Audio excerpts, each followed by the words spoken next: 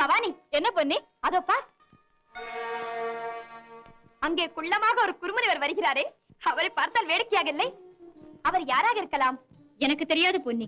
ஆனால் யாரா இருந்தாலும் முனிவர்களை பரிகாசம் செய்யாது. பிறகு அவர்கள் கோபத்திற்கு ஆளாக வேண்டி வரும்.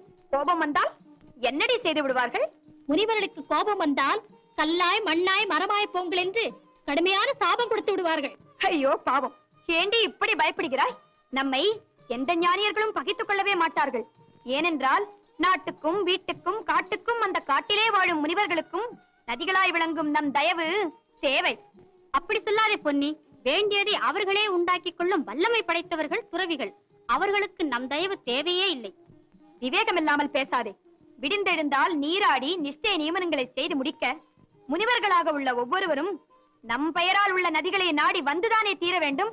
இவற்றிற்கெல்லாம் மேலாக உலகை காக்கும் ஈசனே நம்மை போல் ஒரு கங்கை நதியின் தயவை நாடி அந்த மங்கைக்குத்தானே தன் தலைக்கு மேல் இடம் கொடுத்து வைத்திருக்கிறார். சரி சரி பொன்னி, அதோ முனிவரும் வந்து விட்டார். நீ துடுக்குத்தனமாக எதையாவது பேசாதே. சற்று நிதானமாக நடந்து கொள். வணக்கம் சுவாமி.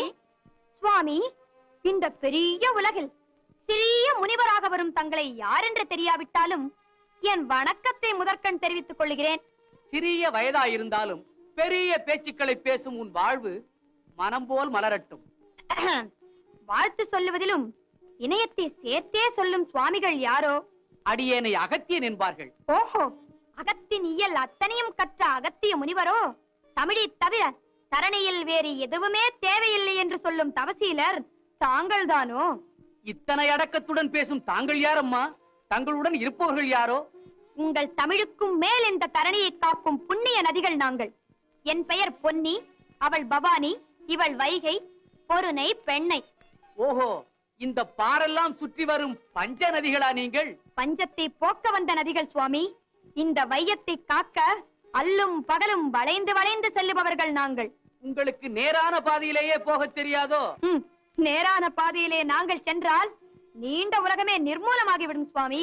பாவம் போகட்டும், உங்களை போன்றவர்கள் வாழட்டும் என்று கருதியே சில இடங்களில் நெளிந்தும் உயர்ந்த மலைகளில் ஓடியும் தாழ்ந்த இடங்களில் தவழ்ந்தும் செல்கிறோம். இது கூடவா எல்லாம் கற்ற முனிக்கு தெரியவில்லை? நன்றாக புரிகிறது. வெள்ளமாக மேட்டிலிருந்து பள்ளத்திலேயே விழுந்து பழகியதால் உங்கள் சொல்லும் கூட அடிக்கடி பள்ளத்திலேயே விழுந்து விடுகிறது. அதிகமாக பேசுகிறீர்கள் நீங்கள். உன்னை போல் ஆணவத்தோடு பேசவில்லை அம்மா. ஆணவத்திற்கும் அடக்கத்திற்கும் அர்த்தம் தெரியுமா உங்களுக்கு? வேண்டாம் பொன்னி, தமிழ் முழுவதும் அறிந்த முனிவரோடு விளையாடாதே. விபரீதமாக முடியும். எங்களோடு புறப்படு. இல்லை இல்லை, ஓடும் நதியா பாடும் தமிழா, இவைகளில் எது சிறந்ததென்று இரண்டில் ஒன்று பார்த்துவிட்டு வருகிறேன். பயம் இருந்தால் நீங்கள் புறப்படுங்கள், நாங்கள் வருகிறோம். வணக்கம் சுவாமி.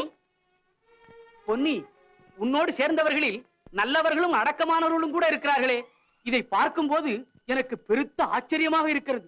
எந்த வகையிலும் எங்களை விட உயர்வில்லாத உங்களை கண்டு இந்த பெண்கள் பயந்து ஓடுவதை பார்த்தால் எனக்கும் ஆச்சரியமாகத்தான் இருக்கிறது. பொன்னி, என் பொறுமையை சோதித்து விடாதே. உங்கள் ஆத்திரம் என்னை என்ன செய்து விட முடியும்? ஆண்டவன் அருளை கொண்டு என்னால் உன் ஆணவத்தையே அடக்கி விட முடியும். ஐயோ பாவம், நான் எடுத்து வைக்கும் ஒரு அடியை கூட உங்களால் நிறுத்த முடியாது. இனியும் அத்துமீறி பேசினால் நீ உலகத்தில் தலை காட்டவே முடியாது. ஏன் முடியாது? உன் ஓட்டம் நடை அத்தனையும் அடக்கி ஒடுக்கி உன்னை என் கமண்டலத்திற்குள் அடைத்து விடுவேன். ஒடுங்குவது யோகியர் உள்ளம், ஓடுவதுதான் பூம்புனல் வெள்ளம். அப்படி இருக்க நீங்களா என்னை அடக்கி ஒடுக்கி விட முடியும்? நிச்சயமாக அடக்கிவிட முடியும். ஒரு காலம் உங்களால் முடியாது. நீலகண்டன் மேலானை, பொன்னி, உன் ஆணவத்தை அடக்கியே தீருவேன். எங்கே பார்க்கலாம்? ஆண்டவா, பொன்னியின் இருமாப்பை அடக்கி புத்தி புகட்ட எனக்கு புது சக்தியை கொடு.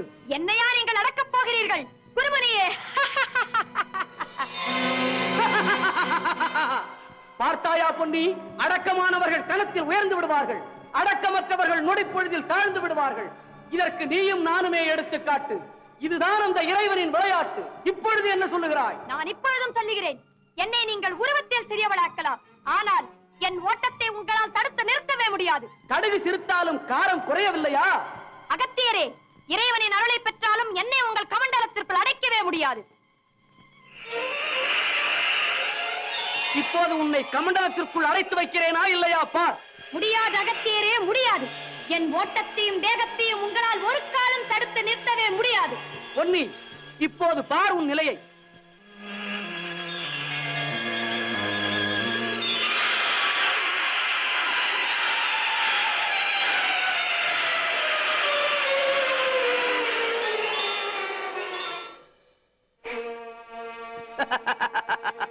பொன்னி, பூமண்டலத்தில் தவழ்ந்து ஓட வேண்டிய நீ என் கமண்டலத்திற்குள்ளேயே அடங்கிவிட்டாய்.